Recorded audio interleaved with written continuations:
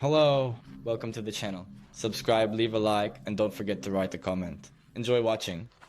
At Sunday lunch, my mother said, in front of everyone, "Let's face it, you'll never be her." I smiled.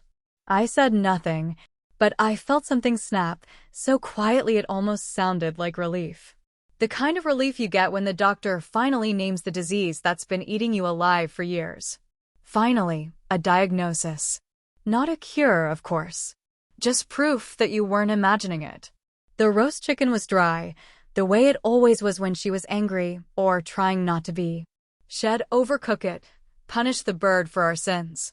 The green beans had that squeaky texture like they were boiled in resentment, and the mashed potatoes had too much salt, which, ironically, is the only time they had any flavor at all. Rachel was already halfway through her second glass of Mom's boxed Chardonnay, swirling it like she was somebody's mistress on vacation in Tuscany. My father, ever the diplomat, ever the coward, kept chewing his food like a man who'd made peace with dying at the table. I sat there across from them, quiet, calm, smiling in that way you smile when someone says something so cruel, so familiar, it barely stings anymore. Like a callus that used to be a wound. My mother's eyes met mine, hard and assessing, like she was daring me to react. I didn't flinch. I didn't breathe heavy. I just cut into the chicken and asked her to pass the salt. Claire. That was who she meant, of course. Claire, the golden one. Claire, who died 10 years ago but still somehow managed to show up to every Sunday lunch, every birthday, every graduation, every single milestone like some sort of saintly ghost no one dared speak ill of. Claire who, even when she was alive, got away with murder, not literal, but close enough. Claire who used to hide my diary, then read it out loud in front of her friends.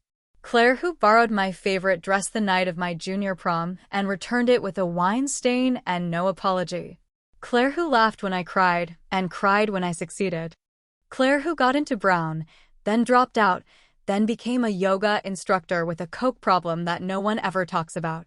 Claire who drove drunk that night and wrapped Dad's Camry around a maple tree and then died instantly, making her a legend.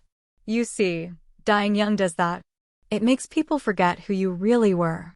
It makes mothers into mourners and sisters into shadows. And I've lived in that shadow so long, it started to feel like shelter. Until today. Rachel looked at me sideways, the way she always does when Mom brings up Claire. Like she's waiting for me to either explode or melt into a puddle of insecure goo. I never do either. I just sit and take it, and she gets to keep playing the role of the youngest, the sweet one, the innocent one. Pass the deviled eggs, I said, still smiling. Mom passed them over with that expression she gets when she thinks she's won. 6 deviled eggs for 5 people. I took 2. Rachel glared at me like I'd just stolen her college tuition.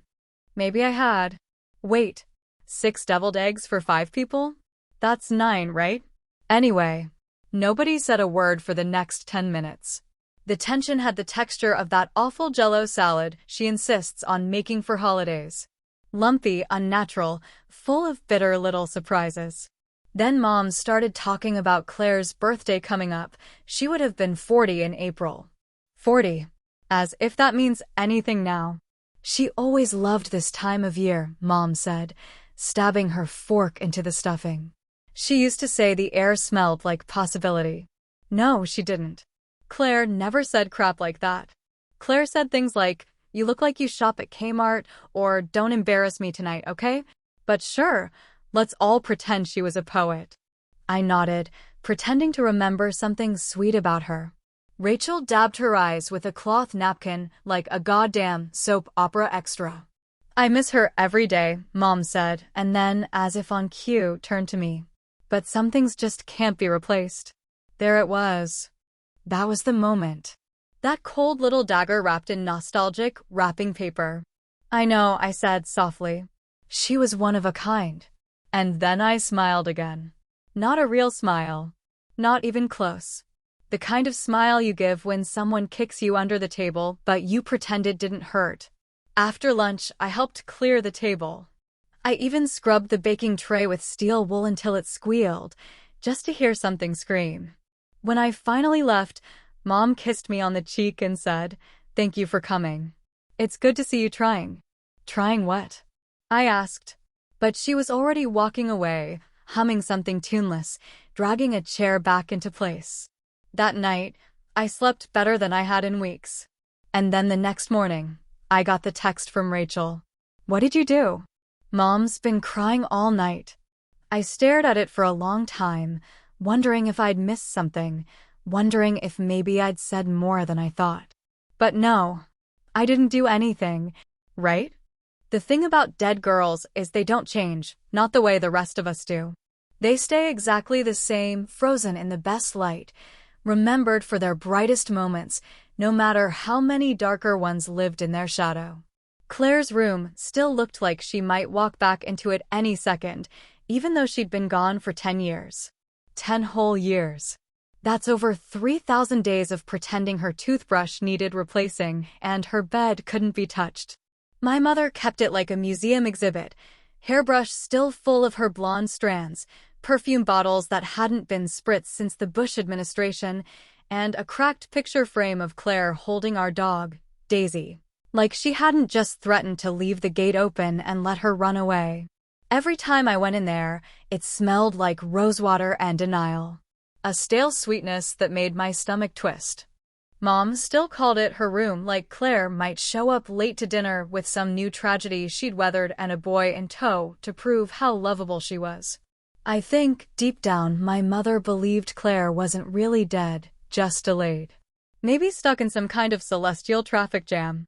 Or maybe she just liked pretending, because pretending was easier than saying it out loud. Claire wasn't perfect. She wasn't even close. Growing up with Claire was like living next to a lit firecracker that never went off, the constant pressure, the never-ending attention on her fuse. She was beautiful, yes, in that effortless, golden skin, perfect hair kind of way that made other mothers look at her and say, "You're going to break hearts." What they didn't know was how many spirits she'd already snapped before her 16th birthday.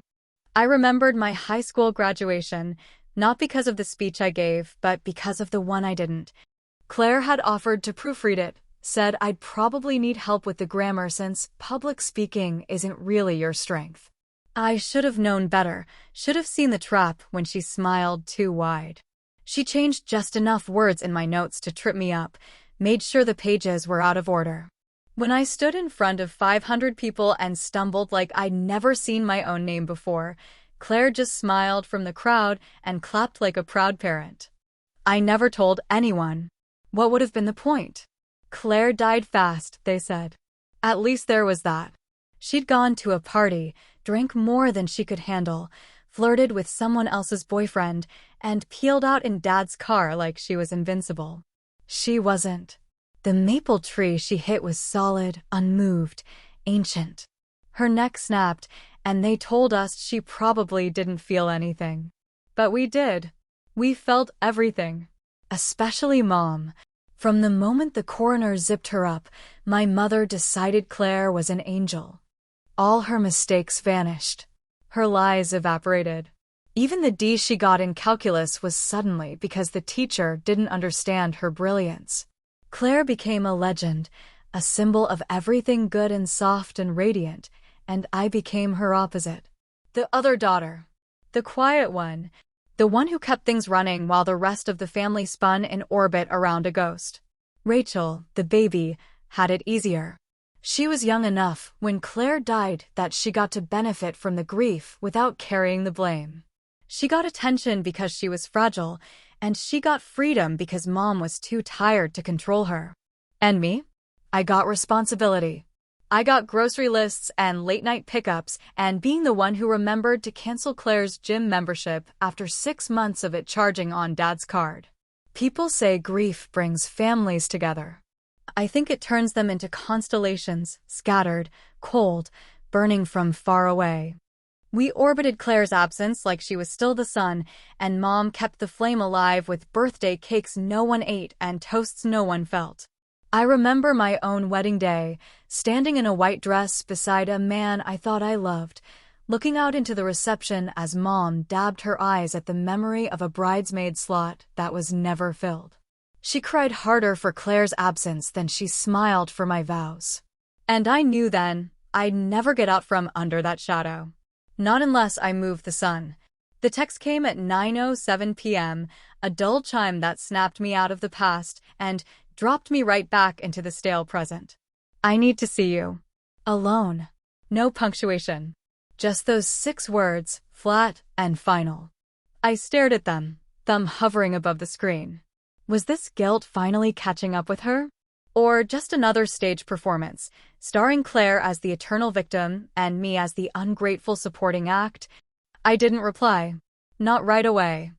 Instead, I stood up, walked over to the bookshelf, and pulled out the old family photo album Mom insisted we keep in the living room. I hadn't touched it in years. I flipped through the pages, one by one, and found the photos from the summer of '99, the last real vacation we ever took before everything turned sideways. Claire's smile in those pictures was too big, too white. It looked like a mask. I looked like I was holding my breath. Funny how photos lie. I closed the album, set it down gently, and finally picked up my phone. My fingers hovered over the keyboard as I thought about what she might want. Forgiveness? Understanding? Another chance to tell me how disappointing I am? Or maybe, just maybe, she finally saw the cracks in the golden urn. I typed back one word. When? The house was quieter than I remembered, not in a peaceful way but in the heavy, loaded kind of quiet that settles after a long argument, the kind where nothing was ever resolved but everyone agreed to stop talking before someone said something unforgivable. I could hear the soft click of the kitchen clock before I even stepped inside, the kind of clock that ticks like it's reminding you that you're wasting time with this family. The carpet smelled like old lemon polish and stale air freshener, like someone was trying to cover up something that had been rotting for a while. Mom was already at the kitchen table when I came in, her hands folded neatly on top of a cloth napkin like she was waiting to serve a sentence. She looked up, but didn't stand, and I didn't offer a hug. We weren't really a hugging family anymore. Maybe we never were. I was just being honest, she said, her voice soft and clipped, like the words had been pre-approved and rehearsed. No apology, not really. Just that same twisted idea she always held close, that honesty was a virtue even when it was cruel, even when it cut deeper than silence. I know, I said, smiling, because smiling was my armor, and she didn't deserve to see what was underneath. She waited for me to say more, but I didn't. The tension sat between us like a third person in the room, silent and observant, and definitely taking notes. I told her I wanted to help out around the house, said it gently, like I was offering support instead of initiating a tactical operation. She nodded, grateful and suspicious all at once, and said something about the attic being full of old boxes. I said I'd start with the garage. Fewer memories there, she joked, and I smiled again, thinking, not for long. The first box I opened had a pair of Claire's track medals taped to the lid, still shiny, still smug. The second one was filled with birthday cards, mostly hers, some mine. The difference being hers had entire paragraphs written in Mom's curling, affectionate handwriting, while mine had love, Mom, and an obligatory heart. I started sorting the boxes quickly, efficiently, the way someone might pack up a crime scene if they were both the victim and the one hiding the weapon. I labeled things clearly: photos, 1998 to 2002, trophies, keepsakes, all the innocent words that disguised the emotional ammunition tucked inside. I told Rachel, when she texted out of nowhere, that I was organizing the garage for Mom's safety, and she wrote back a thumbs up and something sarcastic about me finally being useful.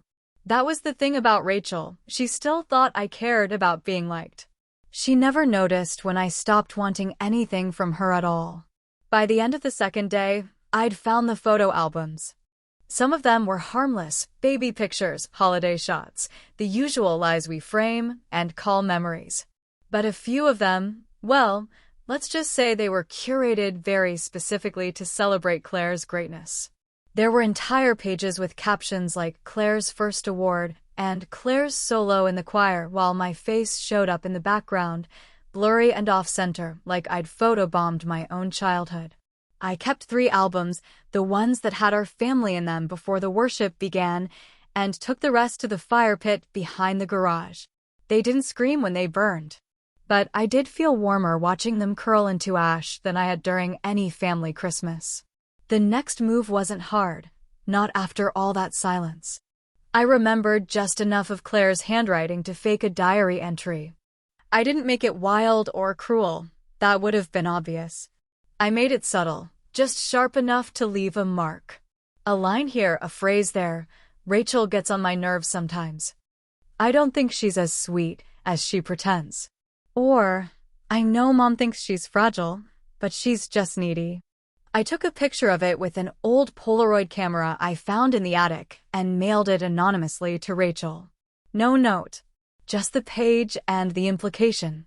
She didn't respond for 2 days, which told me everything I needed to know. By the 3rd day, her Instagram was full of cryptic quotes about betrayal and people not being who you thought they were, and I nearly choked on my coffee. Claire would have rolled her eyes, but I felt strangely proud, like I'd cracked open a sealed jar no one else could even budge. Then I made the email to the family lawyer. I didn't say much, just hinted that I'd found something while sorting Claire's things, a handwritten note suggesting she'd never wanted to be cremated, that the urn wasn't her wish, that she had asked to be buried under a tree in the backyard, beneath a lilac bush. I didn't attach anything. I didn't need to. Just the suggestion was enough to start the gears turning, to make people doubt what they remembered. The urn disappeared on a Wednesday. One day it was on the mantel, glowing in the afternoon light like some holy relic. The next, it was gone. No one mentioned it. Not even Mom. I didn't say a word. But Rachel did. It was 3 nights later when she kicked in my apartment door, wild-eyed and shaking, her voice louder than I'd ever heard it before, like all the years of pretending she didn't care had finally cracked open and spilled out into rage. "Where the hell is SHE?" she screamed, standing in my living room like a woman who'd just found out her entire life was forged in someone else's script. I looked up from my book, slowly, calmly, and closed it like I'd been expecting her all along. And I smiled. Again. Always. Rachel looked like a hurricane that had arrived too late to do any real damage, like all her fury had built itself up expecting a war and instead found a living room with cold tea and closed blinds. She slammed the door behind her like she wanted the whole building to hear her pain, but the sound barely stirred the dust. I stayed seated on the couch, legs crossed, hands folded neatly in my lap, the picture of unbothered composure, which of course only made her angrier. "You ruined her," Rachel shouted, pacing in circles like a lion in a cage, except this cage had been built by her own illusions. "You made her cry. You made her question everything about Claire. Why would you do that to her?"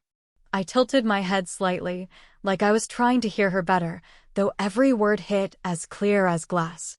I didn't raise my voice. I didn't even raise an eyebrow. I just sat there and let her whirl herself into chaos, because I knew that was how this had to play out. Rachel needed a villain. Claire was too perfect. Mom was too fragile.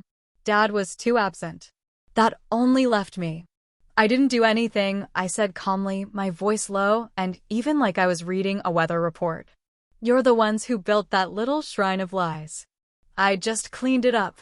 Rachel froze mid-step, the kind of pause that comes when someone hears something they weren't ready to believe. She stared at me like she didn't recognize me anymore, or maybe like she was seeing me clearly for the first time, and it scared her. I told her, I continued, that I've applied for a job out of state. 2 actually. 1 in Denver, 1 in Portland. Somewhere with seasons that don't all feel like waiting rooms. Rachel's eyes narrowed, but she said nothing. So I kept going. I told her I'm leaving. Not out of spite. Not because I hate her, or you, or Claire. I'm leaving because I want quiet. I want a life that isn't built around someone else's absence. She blinked hard, her bottom lip trembling for just a second before she caught herself and folded her arms in that familiar, defensive posture she always used when the truth came too close. "You're heartless," she said finally, like she'd been saving that line since childhood. "You've always been so cold." For a moment, I almost laughed. Almost. But instead, I looked at her with a kind of sadness I didn't expect to feel, and finally, I let the words come out. "You all made a goddess out of a ghost," I said, my voice clear and heavy with everything I'd never said before. "But I lived. I survived her. And none of you ever asked how." Rachel opened her mouth like she wanted to argue, but the words didn't come. Her arms dropped. Her face softened in that weird way people look when they realize the movie they've been living in isn't about them, or even the person they thought was the star. It's been about the background all along, and the background just started speaking. I stood slowly, walked past her, and opened the door to the hallway. I didn't need to say anything else. The message had landed, and even she knew it. She walked out without another word, and I watched her go without a flicker of guilt. The kind of peace I felt wasn't loud or victorious. It was clean, silent, and unmistakable. That night, I dreamed of Claire's old room again, but this time it was empty. The bed was stripped. The dresser drawers were open. The perfume bottles were gone. And in the middle of the floor was that damn necklace she used to wear, the one Mom said she never took off, even though I remember watching her toss it across the room during a fight once, the chain snapping like a thread pulled too tight. In the dream, I picked it up, and it crumbled into ash in my hands. When I woke up, there was a voicemail from Mom. Her voice was different this time. Not angry. Not fragile. Just, "Hello, Lena," she said, then paused like the name tasted strange in her mouth. "I read it. The letter you left." I didn't know. She didn't finish the sentence. Didn't say what it was she didn't know. Maybe she didn't even know herself. Maybe she was talking about the letter I planted in that memory box, the one written in Claire's voice but crafted from my own grief, the one that said things Claire never would but should have. Or maybe she was talking about me. Maybe, for the first time, she realized I had a story of my own. But I didn't call her back. Not yet. There's something about a lie that feels heavier than the truth, not at first. Not when it's still fresh and controlled and sitting in the palm of your hand like a secret you've decided to keep just for yourself. But eventually, even the smallest ones start to swell, take on weight, change shape in the dark until they feel like boulders balanced on a tightrope you walk every damn day. The letter I left wasn't a cruel lie. It wasn't meant to destroy anyone. If anything, it was meant to save something or maybe someone. But even now, I can't say for sure whether it saved me or condemned me, and maybe that's the point. It sat in that box like a ticking clock, neatly folded and aged, just enough to look like it had lived there for a while. The paper was the kind Claire used for school assignments, thick and slightly textured, the kind that made her handwriting look more expensive, more intentional. I'd practiced it for days. Her swooping L's, the way she never dotted her I's, the lazy way her E's leaned back like they were bored. I didn't just copy her writing. I became her, at least for a little while. Long enough to write the kind of goodbye she never would have given us, but one that would be easier to love. The letter didn't paint her as a monster. That would have been too easy, too obvious. Instead, I made her sound like someone who knew she was flawed, someone who admitted she had been cruel without understanding why, someone who looked at me, at Lena, with something like envy. I made her human. I made her scared. I wrote that she felt lost and didn't know how to stop hurting the people who loved her. I even gave her one of Mom's favorite phrases, that nonsense about the air smelling like possibility. And then I added just enough regret to make it believable, just enough sweetness to crack the ice that had built up around Mom's heart. When I left the letter in the memory box, I didn't know how it would land. I didn't expect her to find it that quickly. But when I heard her voice on the voicemail, something inside me shifted, not guilt, exactly. Not triumph either. It felt like setting down a heavy bag I didn't know I'd been carrying since I was a teenager. And maybe it wasn't my job to carry it in the first place. Mom didn't ask about the letter again. When I saw her next, the day I came by to return the spare house key, she didn't mention it at all. But I saw the difference in her eyes. There was something softer there now, something less polished and more broken. The kind of softness that only comes after you let go of a lie you thought you needed to survive. She didn't thank me. She didn't apologize. But she didn't compare me to Claire either, and that alone felt like a miracle. Rachel tried, in her own clumsy way, to make peace. She brought over coffee and awkward silences, and eventually, she asked if I was really leaving. I told her yes. She asked if I hated them. I said no, and I meant it. Hate takes energy, and I was done spending mine on ghosts. Packing didn't take long. I'd always traveled light, another side effect of being the invisible daughter. Everything I owned fit in the backseat of my car except for the urn, which I wrapped carefully in a blanket and placed on the passenger seat like an old friend I wasn't sure I still trusted. I didn't tell anyone I was taking it. I didn't leave a note. Let them assume what they wanted. I drove until the city disappeared behind me, until the highways turned into country roads, and the trees grew thick on either side, like a tunnel of green silence. I found the lake by accident, just a quiet stretch of water tucked behind a wall of pine trees, the kind of place you don't find on maps because it isn't meant to be found. It's meant to be stumbled across when you're finally ready to stop running. I stood at the edge of the lake with the urn in my hands, the lid cold and smooth beneath my fingertips. The wind picked up just enough to rustle the water, and I heard birds somewhere overhead, distant and indifferent. I didn't cry. I didn't speak at first. I just stood there and let the silence settle into my bones.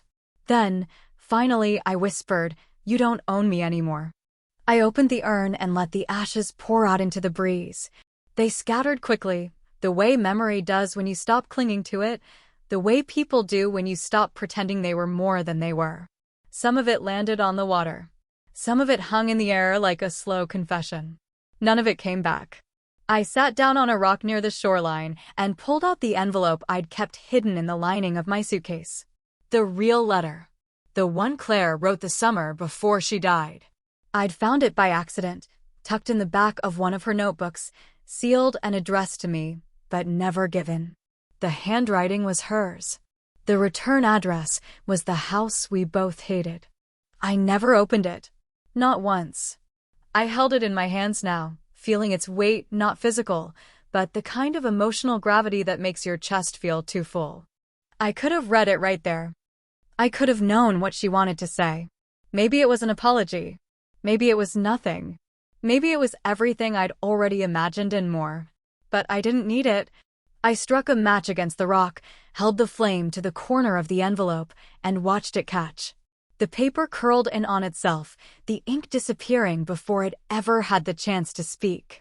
I watched it burn down to nothing, felt the heat brush against my skin, and didn't move. Some truths are better when they die with you.